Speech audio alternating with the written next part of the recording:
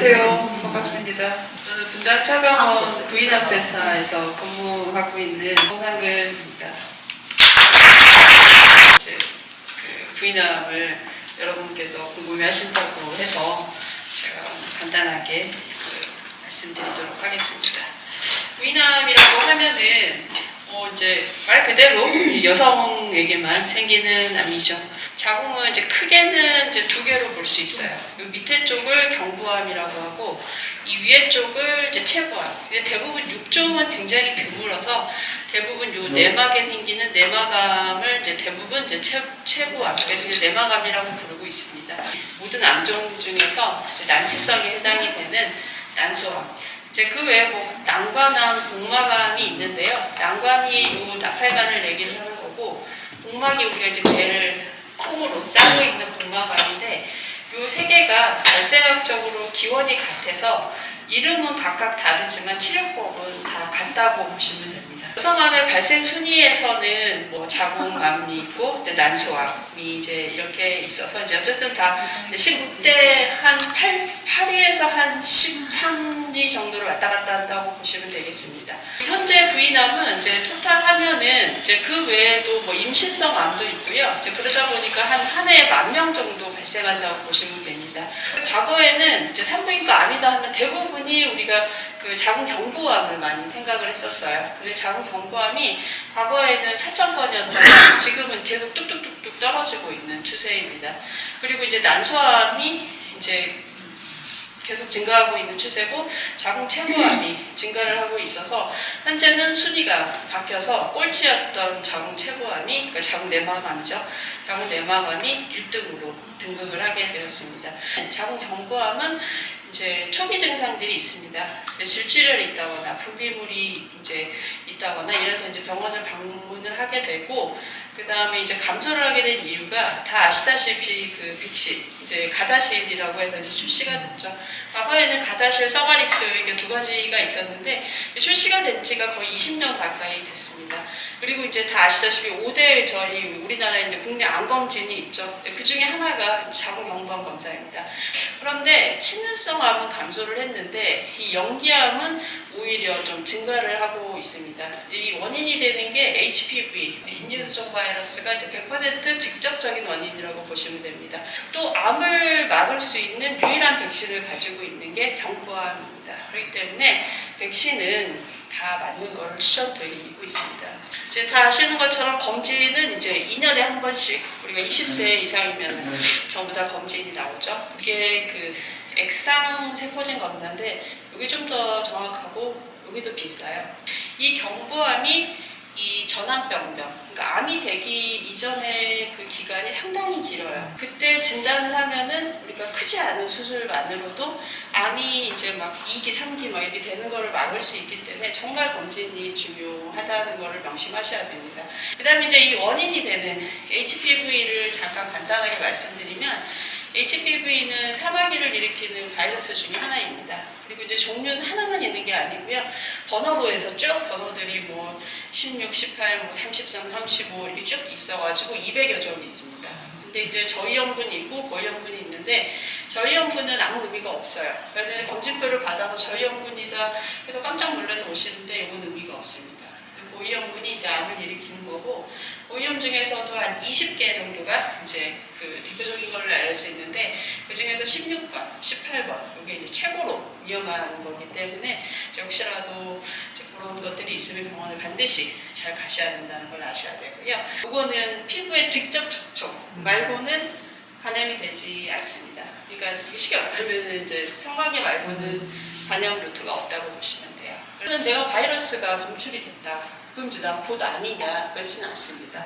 이제 소실이 안 됐다 하더라도 암이 되기까지는 짧게는 5년, 길게는 뭐 20년 가까이 걸린다라고 되어 있기 때문에 아까 말씀드린 그 연기암 이전에 그 진단이 되면 자궁경부만을 조금 수술을 하는 것만으로도 충분히 암을 막을 수가 있습니다. 그 자궁경부암은 이제 어떻게 치료를 하느냐라고 했을 때 자궁경부암은 이제 전부 다 수술을 할 수 있는 암은 아닙니다. 물론 이제 다른 암처럼 혈액으로도 퍼지고 리프절 전이도 하고 그런 이제 가장 많이 퍼지는 루트가 암이 직접 옆으로 이렇게 먹어 들어가는 형태라고 라고 보시면 돼요.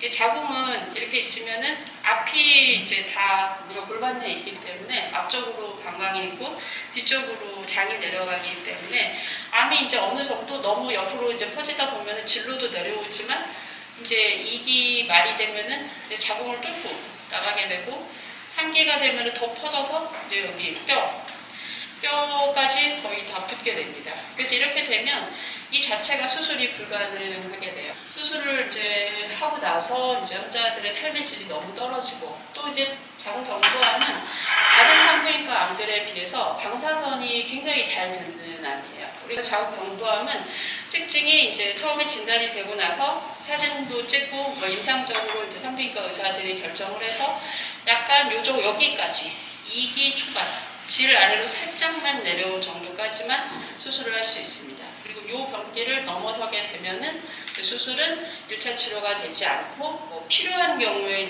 뭐 개선하기 위해서 하는 정도지 이제 원칙적으로 1차 치료가 될 수는 없습니다.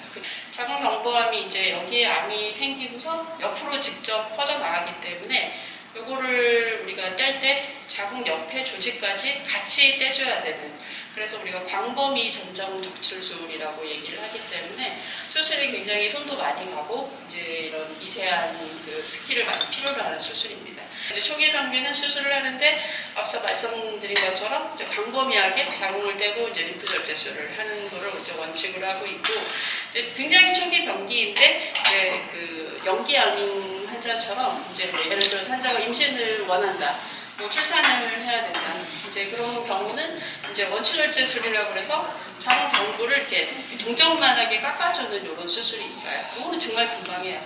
그런 게 있고, 아니면 이제 자궁 밑에서 암이 생겼으니까 이제 자궁 몸은 놔두고 자궁 밑에 거기 경부만 잘라버리는, 이제 그거는 또 수술이 작지는 않습니다.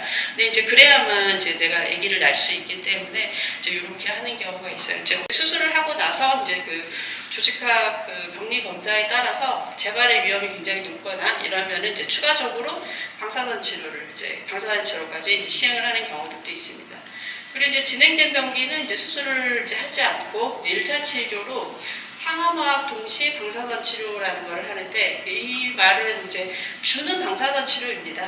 이제 방사선 치료를 뭐 한 5주에서 한 6주 정도를 하게 되는데, 이제 이 방사선 치료를 단독으로 하는 것보다 방사선 치료를 하면서 한 일주일에서 열흘 간격으로 항암 투여를 하게 돼요. 근데 이 항암 투여는 굉장히 적은 용량으로 하게 되는데, 이 투여를 했을 때 방사선의 효과가 굉장히 이제 그 상승이 된다라고 해서 이제 1차 치료의 원칙으로 항암화학 동시 방사선 치료. 그래서 아까 말씀드린 것처럼 한 6주 정도 걸려서 치료를 한다라고 보시면 돼요. 근데 이제 이것도 한 3기 말까지만 가능하고, 이제 안타깝지만 정말 늦게 이제 오시는 환자들도 있어요. 방광이나 직장을 이제 침범을 암이 하게 되고, 아니면은 이제 이런 림프절, 상복부까지 다 이제 흉부까지 올라가는 경우들도 있고, 폐전이까지 되는 사람들도 있습니다. 방사선 치료라고 하는 거는 기본적으로 국한되어 있는 암을 제외하고서는 할 수 없는 게 방사선 치료이기 때문에 이제 그런 경우는 이제 전신에 영향을 미칠 수 있도록 이제 항암 치료를 하고 있습니다. 자궁 경부암은 기본은 수술과 방사선이 이제 가장 중요한 치료이고 주라고 메인스트림이라고 생각을 하시면 되는데, 최근에는 이제 많은 신약들이 개발이 되면서 이제 그 자궁 경부암에서도 이제 이런 시도들은 있고, 이제 전부 다 이제 비급여 항목이기는 하지만 이제 그 지금은 이제 어쨌든 가능은 하다라고 이제 알고 계시면 될 것 같습니다. 다음 이제 두 번째, 최근에 1위로 등극한 자궁 내막암입니다. 자궁 내막암은 자궁 내막에 자궁 안쪽을 싸고 있는 막에 생긴 암인데, 얘는 이제 대부분 초기가 많습니다. 거의 90%가량이 환자들이 그 1기에 오고 있어요. 왜냐하면 출혈이 돼서 병원을 오거든요. 그리고 이제 폐경기 이후에 피가 난다. 그러면 이제 그거는 완전히 위험한 사인이라고 생각을 해서 병원에 가셔야 돼요. 그래서 이제 호르몬 검사를 해보든 초음파를 봐서 이상이 있거나 이제 이런 경우에 있어서 반드시 조직 검사를 통해서 이제 진단이 돼야 됩니다. 그래서 이제 최근에 1위로 등극한 이제 많은 이유들이 있습니다. 그 중에 이제 서구화된 식생활과 이제 비만과 관련이 돼 있어요. 그래서 미국이나 유럽권은 원래 과거부터도 자궁 내막암이 가장 많았습니다. 이 자궁 내막암은 이제 여성 호르몬 과다로 생긴다고 보시면 돼요. 이제 원인이. 그렇기 때문에 이제 우리가 비만한 여성이 여성 호르몬이 많다고 보고 있고요. 그다음에 이제 미혼이거나 이제 출산을 하지 않는, 결혼을 했지만 출산을 한 번도 하지 않는 여성들도 생리를 끊임없이 하고 있기 때문에 여성 호르몬이 계속 많은 상황이에요. 그래서 이런 것들이 전부 다 이 자궁 내막암의 위험을 높이는 원인이라고 보시면 돼요. 그 1차 치료를 무조건 수술을 하는 거예요. 사기가 아닌 이상은 전부 다 수술을 하고 있습니다. 또 침습 수술이라는 게 배를 열지 않고 이제 그 구멍들만 뚫어서 수술을 이제 하는 건데, 복강경 최근에 이제 로봇 수술이 굉장히 많죠. 그래서 이제 내막암 수술을 하고 나서 이제 뭐 2기거나 3기 같은 경우는 이제 방사선이나 항암 치료 요거를 다 섞어서 하는 경우들도 있습니다. 뭐 이제 로봇 수술 많이 들어보셨어. 로봇을 여기다 이제 꽂아 놓으면 의사들이 여기 앉아서 수술을 하면 제가 하는 그대로 움직이는 요거를 이제 로봇 수술이라고 해요. 근데 채소심습 수술의 장점은 통증도 뭐 적고, 원래는 이제 산부인과면 배를 쭉 열어야 돼요. 거의 이제 뭐 가슴 근처까지, 난소암 같은 경우는 다 열어야 됩니다. 그 내막암 같은 경우는 초기가 많아서 이제 이런 로봇 수술을 최근에는 많이 하고 있습니다.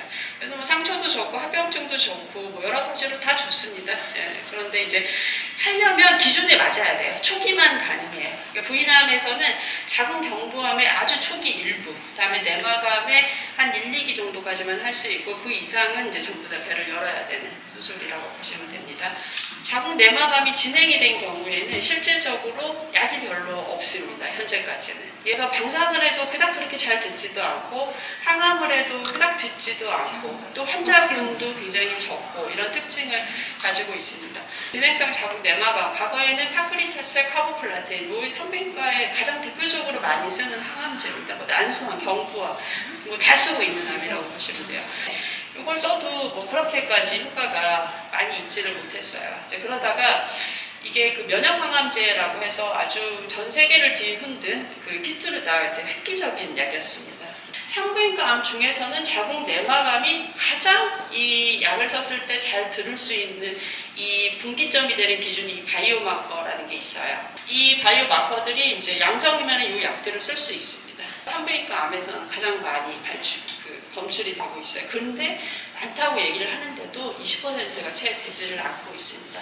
그렇다면 이제 나머지는 다 검출이 안 되는 건데 이 사람들은 이제 어떡하냐 이제 그랬을 때 렌바티닙이라고 해서 이 먹는 약이 있는데, 이 면역항암제가 그래도 얘들보다는 낫다고 하고 있어요. 재발된 사람들에게. 그래서 쓸 때 이 렌바티닙이라고 해서 요거는 표적항암제입니다. 혈관 신생을 막는. 그래서 이제 요것들을 같이 병행을 해서 이제 효과를 높이는 이제 이런 약제들이 현재 들어와 있는 상태입니다. 그다음에 이제 난소암. 마지막으로 보시면은 우리가 이제 전신에 알려져 있는 암 중에서 가장 예후가 좋지 않은 암 중에 하나고, 약은 현재는 그래서 활발하게 개발이 되고 있고 임상시험도 엄청 많지만 이미 진단 시 너무 늦는 경우가 많아서 환자들이 굉장히 힘들고 초기 증상이 없고 배가 이렇게 볼록 해가지고 막 복수를 빼면 막 복수가 막 거의 막 3리터에서 5리터까지 되도록 잘 모르고 지내는 경우가 많습니다.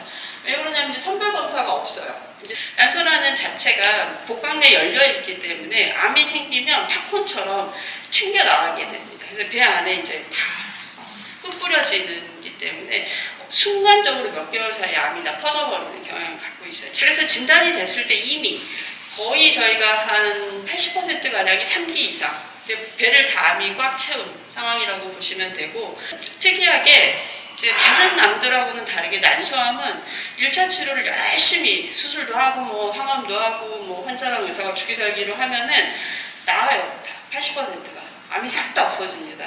그냥 안타깝게 80% 이상이 한 6개월 지나면 다시 다 하기 때문에 이제 힘들죠.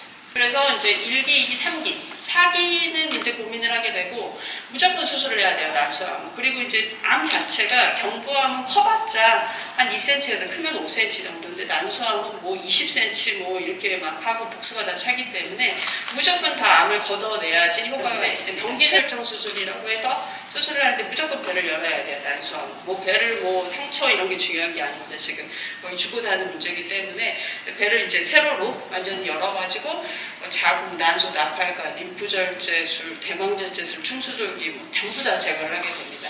이렇게 다 떼는 이유가 사진에는 안 나오지만 미세한 암의 전이가 다 있을 수 있다고 보고 있어요. 그래서 사진에서는 우리가 2기라고 봤지만 알고 보니까 3기라고 하는 경우들이 있기 때문에 이 수술을 그래서 이제 다 하려면은 뭐 한 4시간, 뭐 5시간 정도 걸리고 이게 끝나고 나면 여기에 맞춰서 이제 항암 치료를 하는 거를 원칙으로 하고 있습니다. 이 부분은 진행성, 이제 3기 이상으로 이제 온 사람들입니다.